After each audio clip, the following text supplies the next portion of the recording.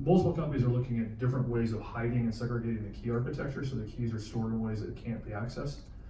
One example is inside of cell phones, creating a trusted computing environment which does not rely upon the operating system. So even if the cell phone's hacked 14 ways from Sunday, you can still have a trusted transaction. So people are working on these solutions. There's a group out of San Francisco with an Israeli polymath genius mathematician, and his entire claim to fame is he, within about 20 minutes, can destroy anybody's protocol. But he's sort of like a white hat hacker. He's out there showing where the vulnerabilities are so things can be addressed. So yeah, security and blockchain, from my point of view, is not as secure as people wish it is. And bluntly, one of my friends was deputy director of special operations, for the world. He's now consulting on a project. He's a mathematician too, where the government's trying to trace blockchain transactions. So yes, the U.S. government does not like the privacy aspects, and the Chinese don't like the privacy aspects. And so they sort of have an arms race of protecting public chains from governmental interference. And that also goes to the whole idea of financial, like your dollar house, how you protect that. Today, it's not very secure. Will it eventually become more secure? Absolutely. And a lot, JP Morgan has hundreds of computer scientists and engineers working on blockchain. Hundreds of them.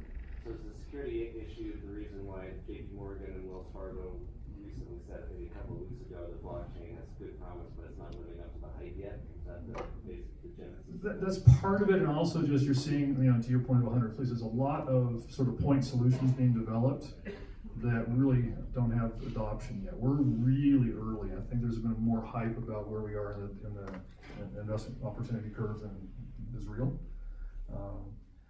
Inside SVPS and inside Gravity, we get shown hundreds and hundreds and hundreds of business plans a month, and only a very small number actually truly understand what we're talking about. So a lot more hype than reality. No, the only thing I would say in terms of like public versus private, that a lot of the security issues related to public chain hacks that you read about are actually related to the way that traditional technology is kind of wrapped around the cryptography. So you're not really seeing people hacking the Bitcoin cryptography. They're hacking the fact that somebody left open ports on a server that holds Bitcoin wallets, right? And so that's fundamentally different, because if the cryptography stays intact, and actually one of Richard's slides really scared the hell out of me when you think about, if quantum computing can actually essentially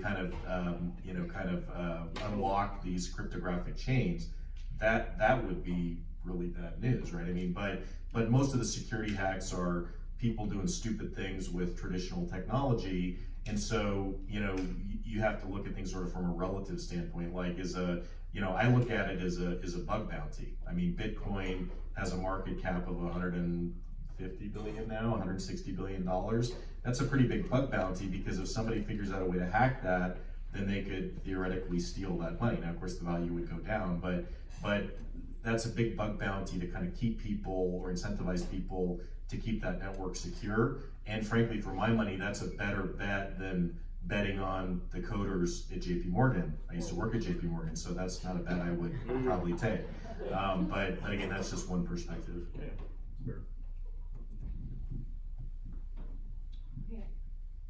Chase, I know you had a question. Did you? Yeah. My question just is, right now I've got a lot of friends that will go from like Bitcoin to Tron, or different type of things.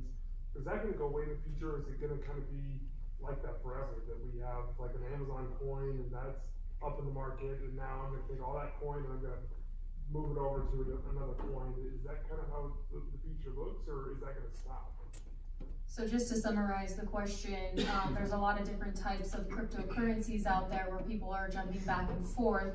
Do we think that that's going to narrow in the future? And specifically because they're jumping back and forth to make more money on Okay, I'm going to push pause for a second. We're going to get lunch table by table. So we're going to start with